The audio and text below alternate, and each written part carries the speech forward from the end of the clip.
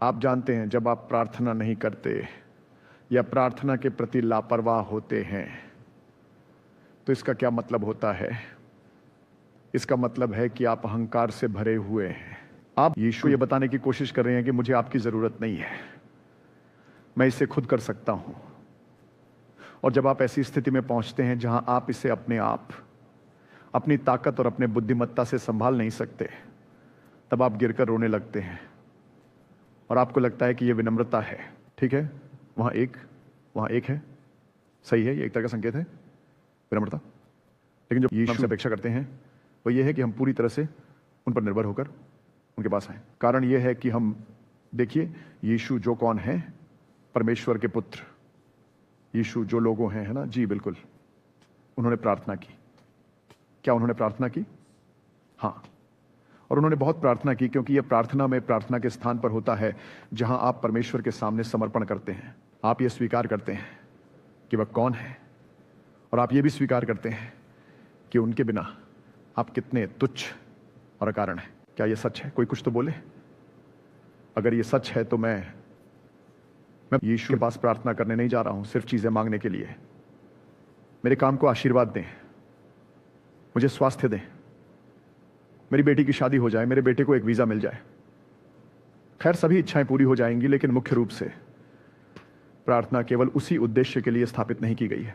प्रार्थना को हमारे और यीशु के बीच अंतरंगता और उनके साथ हमारे संबंध को बढ़ाने के लिए स्थापित किया गया, जहां हम उनकी शक्ति में बढ़ते हैं और हम यीशु अनुमति दें और खुद को उपलब्ध कराएं, ताकि वह हमारे माध्यम से अपने राज्य की स्थापना कर सके। अगर ये सच है तो आमीन कहें। आमीन। अब बाइबल कहती है कि हम उनकी खुशी के लिए बनाए गए थे। यदि वह सत्य है तो फिर से आमीन कहिए। आमीन। तो अगर मैं उसकी प्रसन्नता के लिए बनाया गया हूं, तो क्यों मेरी प्रार्थना का समय हमेशा मेरी प्रसन्नता पर केंद्रित होता है? क्योंकि मैं चर्च सिर्फ इसलिए आता हूं कि मेरी खुशी में कोई बाधा ना हो। मैं चर्च आता हूं ताकि मुझे अच्छी सेहत मिले, मुझे आशीर्वाद मिले, मेरी तरक्की हो सके। और यीशु ये सब चाहते हैं कि हम सभी के साथ हो, लेकिन ये कभी प्राथमिक कारण नहीं होना चाहिए।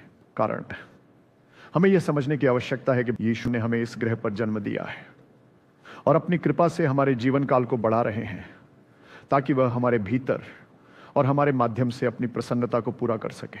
लेकिन अगर आप उनके प्रति समर्पित नहीं हैं तो आप उनका उद्देश्य और उनकी योजना नहीं समझ सकते और उन्हें हमारा उपयोग करने नहीं दे सकते। देखिए, जब एक निर्माता कुछ बना रहा होता है तो वह उसे एक उद्देश्य के लिए बनाता है, या वैसे एक उद्देश्य के लिए बनाते हैं। जो कुछ भी किया जाता है उसका एक उद्देश्य होता है। आमीन। ठीक है, तो आइए इस पहलू को देखें कि परमेश्वर एक निर्माता है। लेकिन इससे पहले कि मैं ऐसा करूं, हो सकता है कि यह आज का उपदेश बन जाए, मुझे यकीन नहीं है। चले आइए यशायाह अध्याय 60 की आयत 1 से 3 की ओर चले। 1 2 3। ठीक है, उठ, प्रकाशमान हो।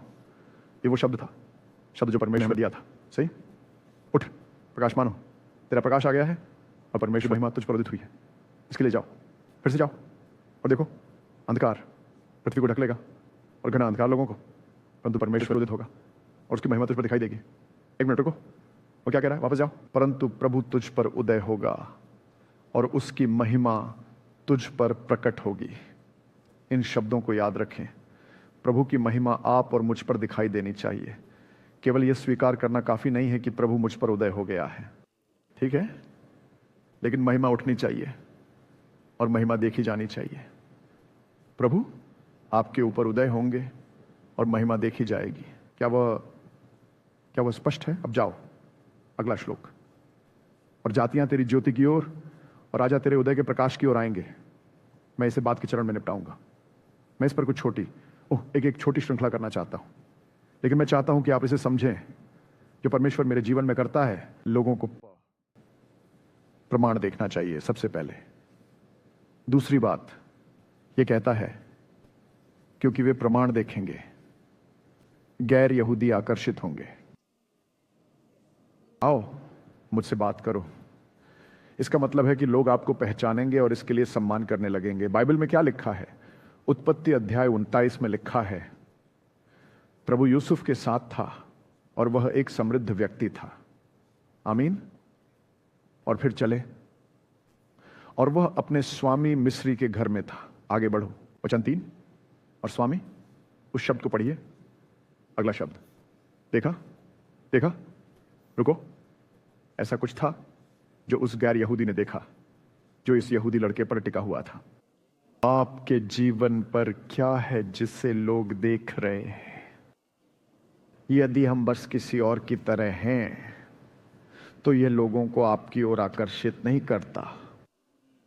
हम यहां लोगों को अपनी ओर आकर्षित करने के लिए हैं, ताकि हम उन्हें उनकी ओर इंगित कर सकें।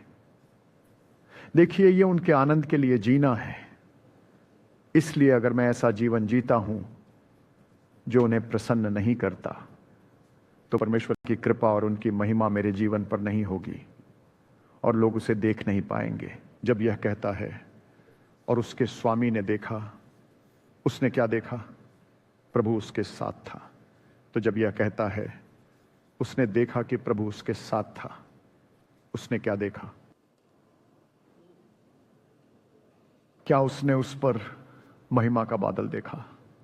वह आध्यात्मिक नहीं था, वह यहूदी नहीं था, वो प्रभु के करीब नहीं था, वो एक विधर्मी मिस्री था। और यह व्यक्ति जोसेफ एक सेवक, एक गुलाम था। लेकिन उसने उसमें कुछ अलग देखा। उसने क्या देखा? जो उसने देखा वो परिणाम थे। आमीन। आपके जीवन के माध्यम से आप जो उत्पन्न करते हैं, आपके मुंह से जो निकलता है, आपके हाथों से जो आता है, लोग पहचानते हैं कि यह साधारण से परे है। यह केवल आपके प्रशिक्षण का परिणाम नहीं है, यह केवल मानव बुद्धि का परिणाम नहीं है। इसके ऊपर एक बढ़त है। इस व्यक्ति में कुछ खास बात है। मैं ये स्पष्ट नहीं कर सकता कि यह क्या है, लेकिन मैं देख सकता हूं कि इस व्यक्ति पर ईश्वर का हाथ है, क्योंकि वह जो कुछ भी करता है वह सफलता पाता है, सफलता पाता है। यह विदेशियों के लिए एक संकेत है। क्या यह सच है? हां। तो मेरा हम सबसे यह प्रश्न है कि लोग आपको किस रूप में देख रहे हैं? क्या वे परमेश्वर को देखते हैं? क्या वे केवल मानव स्वभाव देखते हैं? क्या वे आपको सिर्फ साधारण मानते हैं? क्योंकि हमारी जिंदगी में कुछ अद्वितीय होना चाहिए अगर प्रभु की महिमा हम पर उदय हुई है। सिर्फ यह स्वीकार करना पर्याप्त नहीं है कि प्रभु की महिमा मुझ पर है। यह एक वास्तविकता बननी चाहिए जहां कोई इसे देख सके। तो कहा जाता है कि जब वे इसे देखते हैं तो क्या होता है? गैर यहूदी आकर्षित होते हैं। किस लिए? वे देख सकते हैं कि जो कुछ भी आप कर रहे हैं उसमें सफलता मिल रही है। इसलिए वे आते हैं और कहते हैं, क्या आप कृपया मुझे इस पर सलाह दे सकते हैं? वह चर्च का सदस्य नहीं है, वह एक गैर यहूदी है। तुम जानते हो, मैंने देखा कि जब तुम प्रार्थना करते हो या तुम लोग जो भी करते हो तब चीजें होती हैं। क्या तुम ये मेरे परिवार के लिए कर सकते हो?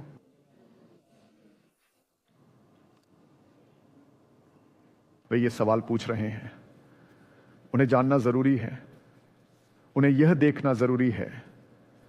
तो यह कहता है, गैर यहूदी तेरे प्रकाश में और राजा कौन है? उद्योगों के नेताओं का, लोग जो जन समूह को प्रभावित करते हैं। मुझसे बात करें? हां पादरी। लोग जो ऐसे काम करते हैं जो लोगों के जीवन को प्रभावित करते हैं। और जनता, ठीक है, ये प्रभावशाली हैं, ये राजा हैं। ये कहता है, राजा तेरे उदय की चमक पर आएंगे। तो जब प्रभु की महिमा आएगी, महिमा सिर्फ आप पर बैठने के लिए नहीं है, महिमा आपको ऊपर उठाने के लिए है। चलो, आपको एक प्रमुख स्थान पर उठाएंगे जहां यह सिर्फ साधारण लोग नहीं होंगे जिनके बीच आप काम करते हैं, जो इसे पहचानते हैं। लेकिन जो लोग आपसे ऊपर हैं वे कहते हैं, अरे मैं आप में कुछ देख रहा हूं, और वे आकर्षित होते हैं। वे आकर आपके साथ बैठते हैं और कहते हैं, हमें आपसे सुनना है। वे आकर्षित होते हैं आध्यात्मिक क्षेत्र में कुछ ऐसा होता है जो उन्हें आपकी ओर आकर्षित करता है। राजा क्या करेंगे? राजाओं को वे चमक के पास आएंगे, वे आएंगे। आप भीख मांगने नहीं जा रहे हैं, वे खोजते हुए आ रहे हैं। देखो, मैं चाहता हूं कि आप जानें कि प्रार्थना ही हमें परमेश्वर के सामने समर्पित करने में मदद करती है, ताकि परमेश्वर हमें उन लोगों में बदल सके। अन्य जनों को आकर्षण होता है और राजा तेरी उदीप्त की चमक में आते हैं। ईश्वर के लोग, यदि तुम अपनी प्रार्थना के समय में केवल चीजें मांगते हो तो तुमने वास्तव में प्रार्थना के महत्व को नहीं समझा है। प्रार्थना वह स्थान है जहां आप परमेश्वर के साथ अपनी घनिष्ठता में बढ़ रहे हैं। हालेलुया। और क्या आप जानते हैं कि क्या होता है? लोग कहते हैं कि जब आप किसी व्यक्ति के साथ लंबे समय तक समय बिताते हैं तो आप उनकी तरह सोचना और उनकी तरह बोलना शुरू कर देते हैं। क्या यह सच है? हां सर, प्रभाव। तो प्रार्थना प्रभाव का वह समय है जहां आप अपने आप को प्रस्तुत कर रहे हैं ताकि प्रभु आपके सोचने, बोलने और कार्य करने में प्रभाव डाल सकें। आइए, क्या प्रभु आपका प्रभाव डाल रहे हैं? या आप प्रभु को प्रभावित करने की कोशिश कर रहे हैं और कह रहे हैं मेरे लिए यह करो, वहां जाओ और वो ले आओ, उस व्यक्ति को ठीक करो, उस व्यक्ति को वहां भेजो, मेरा पैसा दिला दो, व्यवसाय मुझे दिला दो, ये करो प्रभु। क्या ये एक समय है जब आप प्रभु को आदेश दे रहे हैं और सोचते हो कि तुम प्रार्थना कर रहे हो? या फिर ये वही समय है जब आप आत्मसमर्पण करते हैं और परमेश्वर के सामने झुक जाते हैं, जहां परमेश्वर अपनी आत्मा और अपने वचन द्वारा आप पर प्रभाव डालने में सक्षम होता है? परिवर्तन होना चाहिए, मन का नवीकरण होना चाहिए। आपको अलग तरीके से सोचना शुरू करना होगा। जैसे ही आप ईश्वर की उपस्थिति में अधिक समय बिताते हैं, जैसे ही आप पवित्र आत्मा में प्रार्थना करते हैं, कुछ हो रहा है जिसे आपका प्राकृतिक मन समझ नहीं सकता, लेकिन लोग यह नहीं नकार सकते कि कुछ हुआ है।